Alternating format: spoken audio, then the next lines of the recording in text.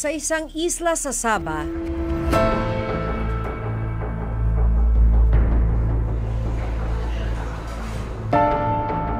sex slave kung ituring ang ilang Pilipino. Pagdating ng mga biktima dito sa Labuan, kinukuha agad yung kanilang passport. Sasabihan sila na meron na silang utang. Pinangakuan sila ng legal na trabaho, pero pagdating doon, sila'y ikinakandado. Ibinebenta ang katawan at paulit-ulit na inaabuso. Sabi ng boss, kailangan daw po namin magpalabas ko sa customer. Ano ibig sabihin ng magpalabas? Tapos yung customer gagamitin ka. Papasok sa isang hotel. Makatakas pa kaya sila sa kalbaryong kinasadlakan?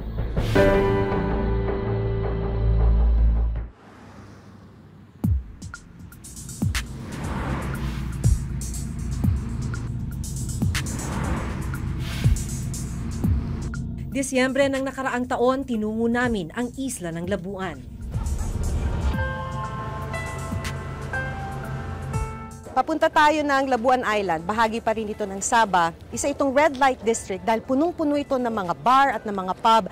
At dito rin sa Labuan Island matatagpuan ang ilan sa mga kababayan nating may tuturing na trafficked women.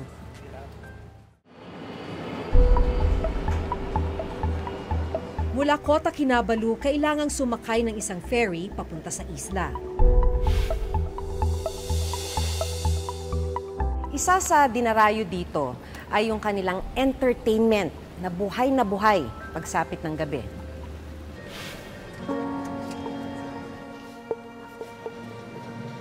Pagdating sa isla, nakilala ko ang isang Pilipinong tumutulong sa mga kababayan nating nabibiktima ng sex trafficking. Habang nag-iikot tayo dito sa Labuan, nakatanggap yung kababayan natin na tumutulong sa mga Pinay na traffic dito sa Labuan Island na nagsasabing humihingi ng tulong na makauwi na ng Pilipinas. So, susubukan natin siyang makausap. Abangan na rin natin kung ano yung mangyayari dahil karamihan dun sa mga trafficked women dito, ang kailangan nilang malagpasan ay yung takot na makabalikan sila ng mga sindikato na may hawak sa kanila dito sa may Labuan. Ano pong sabi? Gusto na lang daw talaga siyang ayaw niya magtrabaho. Pag sinabi pong trabaho, ito ho yung trina-traffic po sila, no? Yung nasa bar po sila, nasa karaoke.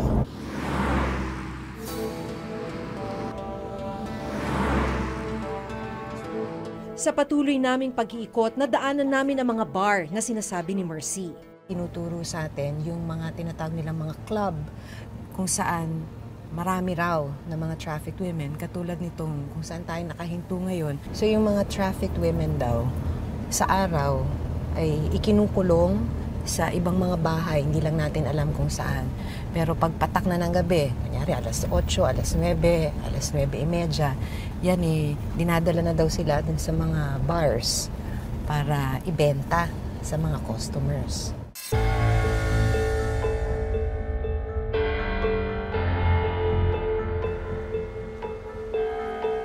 Pagkagat ng dilim, unti-unti na ring nabubuhay ang mga ilaw ng mga club at pub sa Labuan. Isang asset ang sinubukang pumasok sa isa sa mga bar.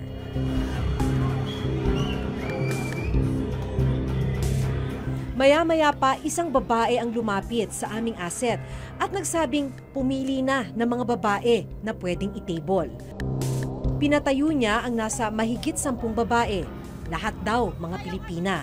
Ang pinakabata sa kanila, 19 na taong gulang. Kalimitan po, pumupunta po sila dito. Akala nila ibang trabaho? Yes po, ang sabi ng daw, isang trabahong maganda, receptionist ng hotel, isang waitress.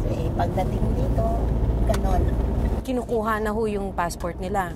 Opo, sa kinukuha na daw passport nila yan lahat. Pagdating ng mga biktima dito sa Labuan, kinukuha agad yung kanilang passport. Sasabihan sila na meron na silang utang. Ang pinakamababang utang ay 6,500 ringgit. Katumbas ito ng around 80,000 pesos. At para mabayaran yung utang na yon, kailangan daw nilang magpa-booking. Pero bukod sa halos araw-araw na pagbebenta sa kanila, posible rin silang mahuli ng Malaysian authorities dahil sa kawalan nila ng dokumento para makapagtrabaho rito sa Sabah. Ganito ang nangyari kina Chona, Loida at Gemma nito lamang nakaraang Nobyembre. Ano nangyari nung day? Inanapan po kami ng passport. Tapos yung iba po kasi, yung ibang mga bag, wala pong passport, wala ang ka-documents pumunta dito. Tapos pinagsasampal-sampal nila sa amin yung mga passport. Pagdating sa kulungan, dito na raw mas naging mala-impyerno ang kanilang mga buhay. Akala nyo, yung raid, baka maliligtas na kayo. Opo. Ang akala namin, iuwi na kami. Yung pag-raid nila sa amin, kinulong po kami na dahil pa naming kriminal. Mas malala pa yung dinanas namin sa kulungan kaysa dinanas namin dito sa quarters namin. Parang doble yung dinanas namin doon. Pansamantalang nakalaya ang tatlo matapos silang tulungan ng ilang kaibigan na makapagbayad ng piyansa. Nagbayad ng abogado 3,000 RM, tapos deposit sa'yo 3,000 RM, so 6,000 yun.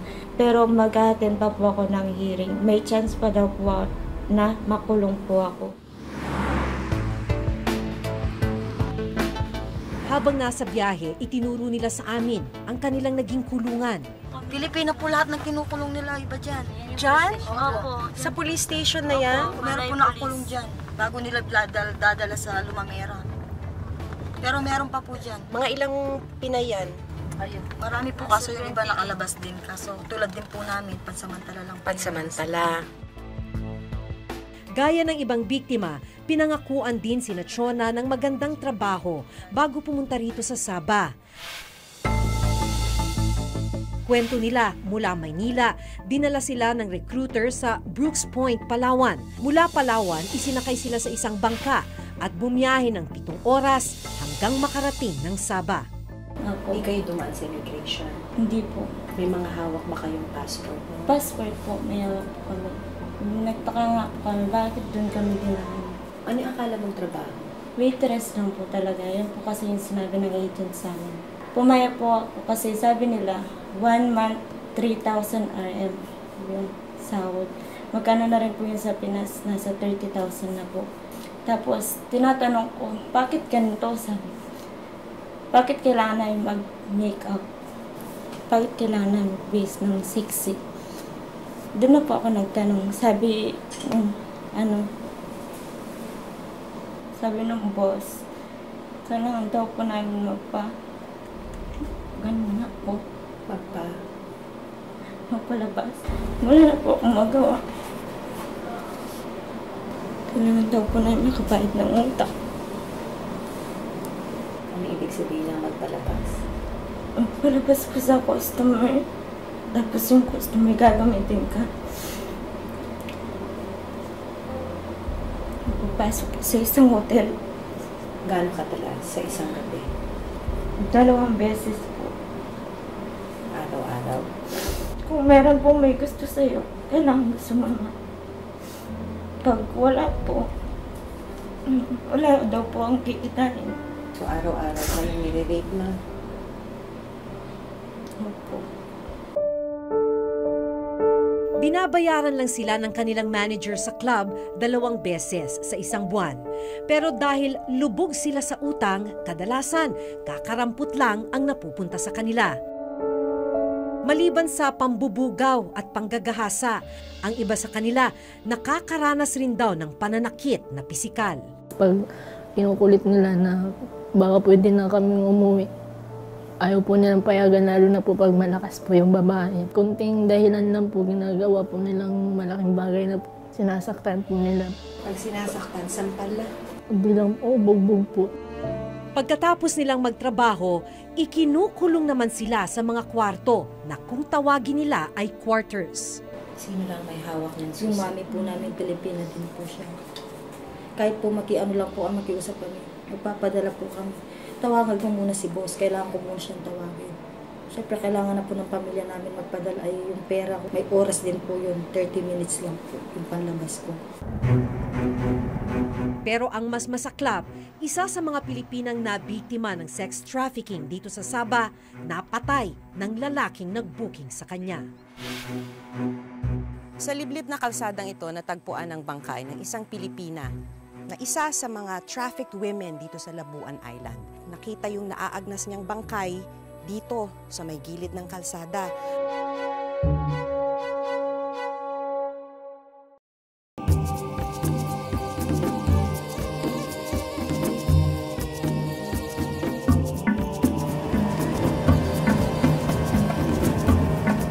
Ayon sa isang biktima na nakausap natin, mula sa Palawan ay pinasakay sila ng isang bangka. 11 babae sila noon. 9 na oras silang nasa laot hanggang makarating sila ng Sandakan sa Sabah. Mula naman sa Sandakan ay pinasakay sila ng bus na naghatid sa kanila hanggang Kota Kinabalu. Mula Kota Kinabalu ay sumakay sila ng speedboat tulad nitong sinasakyan natin ngayon hanggang makarating ng Labuan Island.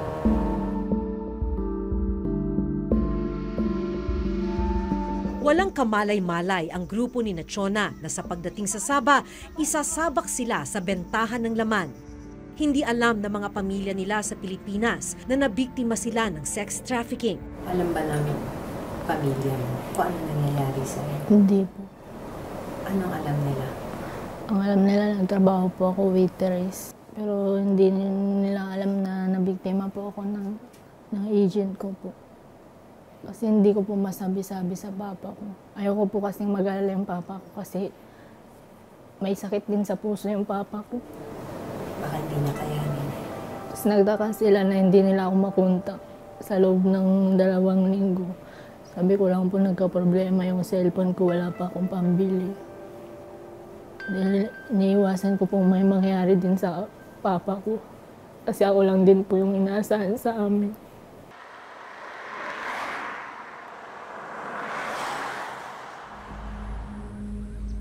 Pero ang mas masaklap, may pagkakataong mitsan ng buhay ng ilan nating kababayan ang kinasadlakang kalakaran. Taong 2016, napatay ng lalaking customer ang isang Pilipinang traffic victim. Sa liblib na kalsadang ito, natagpuan ang bangkay ng isang Pilipina na isa sa mga trafficked women dito sa Labuan Island. Ayon sa investigasyon ng mga pulis, binuking yung Pinay sa isang bar sa may sentro ng Labuan Island. Yun na yung huling pagkakataon na nakita siya. After a month, nakita yung naaagnas niyang bangkay dito sa may gilid ng kalsada. At ayon din sa autopsy, basag yung kanyang bungo at napakarami niyang saksak sa iba't ibang bahagi ng katawan.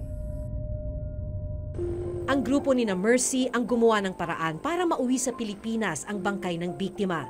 Hanggang sa ngayon, wala pa rin daw nahuhuling suspect sa pagpatay sa biktima. Sa kinakaharap na kaso ni Nachona, sinubukan daw nilang humingi ng tulong sa Embahada ng Pilipinas sa Kuala Lumpur. Paano ka humingi ng Nung tulong? kakalabas ko lang po nun, kasi inisip ko yung mga kasama ko. Sabi ko, parang awan nyo na po, may mga nangangailangan ng tulong po yung mga kasama ko, mga bagong panganak pa, nakulong nga po. Gusto namin sana ibalik na kami sa Pilipinas. Iyon po, sabi sa amin, hintayin nyo na lang yung tawag.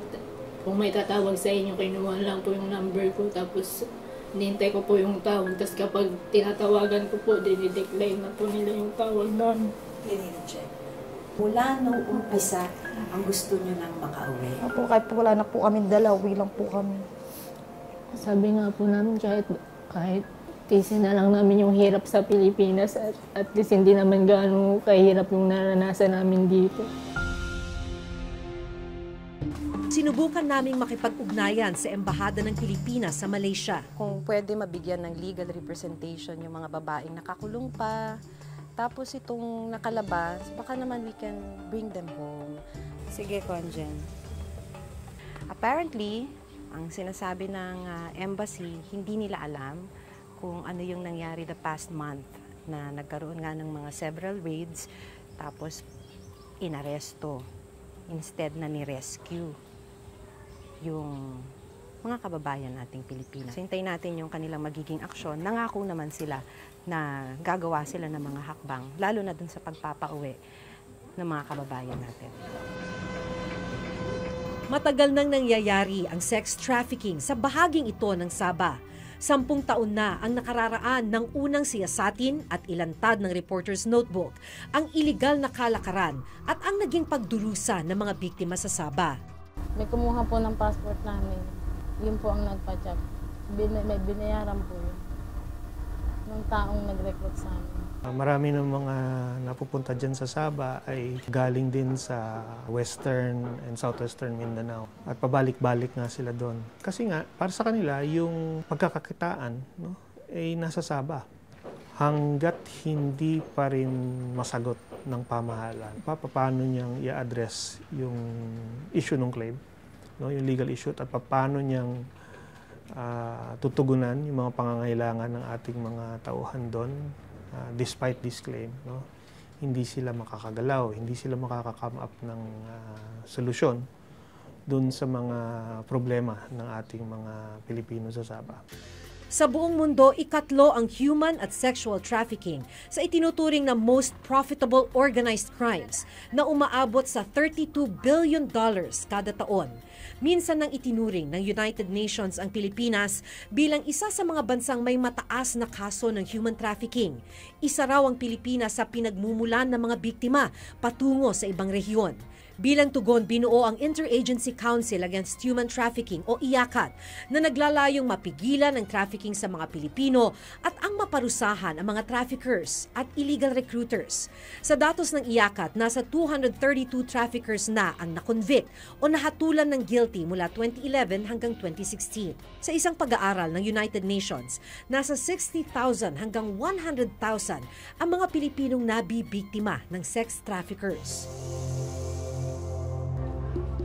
Maparusahan man ng mga traffickers sa Pilipinas, wala namang kasiguruhan ang kahihinatnan ng mga biktimang nakakulong sa ibang bansa, gaya ni Chona. Yes, when reports like this reach our embassy, they immediately make a diplomatic representation to the Malaysian government to solve these abuses. Secondly, in the past months, nung may pictures kami nakita dyan, we immediately had a plan for a team to go there to assist the Filipinos to go home, precisely to get them out of that abuse situation. Gaya ng ipinangako ng Consul General ng Pilipinas sa Malaysia, matapos lamang ang 2 araw mula nang sila'y aming makausap, binisita nila ang grupo ni Chona. Pumunta rin sila sa immigration officer ng Labuan Island para alamin ang kaso ng 3 at iba pang Pilipina. So we are here to intervene on their behalf. Hopefully we can convince the authorities here to respect their rights and provide them the necessary legal protection, and hopefully mapauwi natin sila. Unfortunately, this kind of cases is kind of widespread in this part of Malaysia. We have a lot of Filipinos who are experiencing the same situation, except that the only time that we know about is when they report. Panahon na raw para magkaroon ng permanenteng kinatawan ng Embahada ng Pilipinas dito sa Sabah para may matakbuhan ang mga nabibiktimang Pilipino. Sana bigyan tugon ito ng ating pamahalaan para naman hindi mahirapan yung ating kababayan dito. Diyan sa mga dokumento kailangan la, sa mga problema, sa mga basic need na kailangan ng ating kababayan dito. The Department of Foreign Affairs is always on top of the situation. Long term, we hope that we will be able to make our trips more frequent and longer so that ma-engage natin sila fully and yung kanilang lahat ng karapatan ay maprotektahan. Kailangan rin daw magkaroon ng mahigpit na pagbabantay sa mga pantalan, airport at maging sa mga tinatawag na backdoor para mapigilan ang pagpuslit sa mga Pilipino. Matapos ang unang hearing sa Sabah, nagpasya ang korte na muling ikulong sina Chona, Loida at Gemma habang patuloy na dinidinig ang kanilang kaso. Umaasa silang sa tulong ng DFA at Embahada ng bansa, agad na silang makakalaya at makakauwi ng Pilipinas para muling makapagsimula. Gusto naman po namin umuwi, hindi naman makakauwi. So ganito na lang po siguro, hintayin na lang namin hanggang kailan kami papauwiin. We are sending funds there to hire lawyers to defend them as part of our advocacy. So yung case natin will have to continue with our defense of these 3 victims.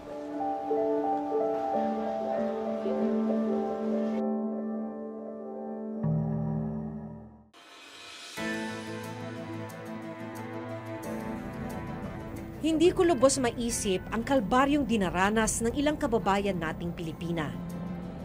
Darating silang dayuhan sa Sabah, bitbit ang pag-asang magtrabaho at kumita para sa pamilya. Pero itatrato silang parang hayop na ikukulong sa hawla. Konkretong plano at aksyon ang kailangang gawin ng gobyerno para masigurong wala nang mabibiktima ng ganitong uri ng kalakaran. Mula rito sa Sabah, ako si Maki Pulido at ito ang nakatala sa aking Reporter's Notebook.